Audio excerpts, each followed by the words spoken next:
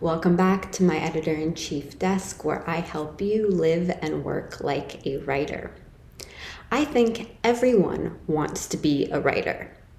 If I were editing your writing, though, what I just said, the sentence that I just said, I would call out a couple things in there. I would advise against things that I just said. Things work in speech that don't necessarily work in your writing. So I think a lot of the time is overused in writing. If you are writing in first person, if it's clearly what you think, the words I think, and then the rest of your sentence, it's just not necessary a lot of the time. Now, I think could be a good phrase that is used for clarity or for poetic purposes, if it's just the exact feeling that you're going for, or if you really need to clarify that I think in comparison to what someone else thinks. So there is a time and a place for I think, but you could also run wild with it if you are just writing in first person. Think about my videos. I could start every sentence with I think that I say out loud or in my writing. And it would be appropriate, but it wouldn't be the best video and it wouldn't be the best writing. So if you think about that, think about when you talk. You could probably start every sentence when you're having a conversation with someone with I think, because it is what you are thinking. But that is not always the strongest word choice. So be careful whenever you catch I think in your writing, whenever you're reviewing your own writing. Just make it a point to stop and reflect. And is this for clarity? Is this poetic? Or is it just not necessary? Because it is very clear that what comes next in your writing is what you think. The second thing I would correct is that I don't like generalizations. I will point that out in someone's writing. If someone is trying to make a point, but they make some big generalization like everyone does blah, blah, blah, or everyone knows. Most of the time, not everyone knows what you think they know, or everyone or no one. Those extremes, either everyone or no one, are good points to stop in your writing and reflect. And again, is it poetic? Is it for drama? Is it a Leonard Cohen song? Those times are appropriate for the big generalizations of no one or everyone. Everyone knows, everybody knows. But if you're just trying to make a point and you're not being dramatic or poetic, avoid that everyone. But I am being poetic and dramatic when I say everyone wants to be a writer. And it's not a matter of whether you are a writer or whether you aren't a writer. It's whether you're willing to put in the work and be a disciplined, creative person so that you produce writing regularly and then publish it regularly. And will you attract an audience? There are a lot of unknowns in creative pursuits. We don't know what's going to happen, but we can start somewhere. We need to start somewhere, because when you want to be a writer, it can be very overwhelming. So I want to ignore things that I talk about in other videos. I'll put a link below to my writing Q&A where I talk about publishing, like setting up a website and how you get more readers and things like that. I want to take it a step back and just forget about those things that come next and focus on the craft. How do you go from I don't write every day to I do write every day? And I think the most simple way to do that is to find 5 minutes a day, only 5 minutes. Start really, really small. If you're starting any new habit, I love starting very small. It's very doable. You can usually fit it in and stick with it and then build over time. But so start with 5 minutes. Sorry, I have a mosquito bite. I have two, and one doesn't have a Band-Aid and it itches, so sorry, that's probably distracting. Start with 5 minutes a day, even if you have itchy mosquito bites, even if you have other responsibilities, because we all do. But if writing matters to you, just start with that 5 minutes a day to work on your craft. Journal. Write about your thoughts. Outline a piece of writing that you'll get to in your next 5-minute writing session.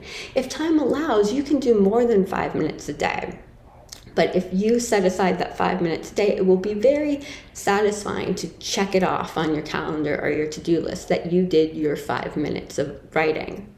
And craft is so important before any of those other things that come later, because you have to be confident about your writing. You have to feel that your writing is meaningful, that it will help someone else with the transformation that they want to have before you do anything else. Before you worry about what type of publishing platform, before you worry about, oh, should I use social media or not? Before you worry about, is anyone even gonna like this? Before you worry about any of that, you have to feel confident in your craft, and you have to feel confident that you are doing meaningful work that matters to you. And the 5 minutes is just for getting in the habit of doing your writing practice, but you live like a writer the rest of the time. That's why I say at the beginning of my videos that I help you live and work like a writer, because living like a writer is very, very helpful for when you're actually sitting down and doing the writing work. We work in spite of life, not, wait, did I mess that up? We work in spite of life. What I mean by that is it's not like we need all the time in the world to write, and if we had it, then we would do the thing that we want to do. No, we work with life, which is probably more accurate. We work with life. So start with that 5 minutes that you can afford and build on it from there. We work with everything that is going on around us, and that actually makes our writing stronger. We can't work in a bubble because we don't live in a bubble. So when you're not doing your 5-minute writing practice, you're out in the world observing and listening and finding what matters to you and what you stand for and your values, and you bring all of that to your work to create a unique point of view, so that other people, well, it's not like you write for, I'm getting a little ahead of myself with talking about how your work is received, but before you put anything out into the world, you have to feel like you are doing something that is going to have an impact on someone else's life. Otherwise, you're not going to do it. Whether it does have an impact on someone else's life or not is out of your control. But you need to come to your craft with that confidence of, I'm doing something that is going to maybe ruffle feathers, maybe make a positive change. It depends on what your intentions are. And this is why I think everyone does want to be a writer. We all have different reasons for why we want to be writers. Some people glamorize it. Some people are very talkative and have a lot to say. Some people think their ideas are groundbreaking and they want to change the world. I'm in a unique position because I write about writing and editing. So it's very meta what I do. But other people there's just endless topics that people want to write about. That's very different from the type of work that I do. So the genres are going to be different, but the desire to express and uncover new ideas and experiment is just very human. And if you're human, I think that there's some part of you, either secretly or not secretly, that will make you feel like you want to be a writer. So start with that 5 minutes a day. This is what happens. This is real life stuff. This is how my mind isn't that clear when my hand is very itchy. But we work with life. You know, I could have not filmed right now. I could have put it off. I could have waited. But it's important that I stuck to my routine, because this is my version of a 5-minute writing practice.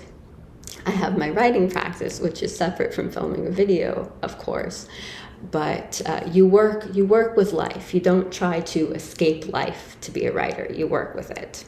So let me know, do you want to be a writer? Do you write? What does your writing practice look like? Let me know in the comments below. Leave a comment and give this video a thumbs up to help other writers find it. Subscribe and ring my bell so that you never miss a video. It is all free. Or you can thumbs down this video and unsubscribe. If you're still with me, I will talk with you soon.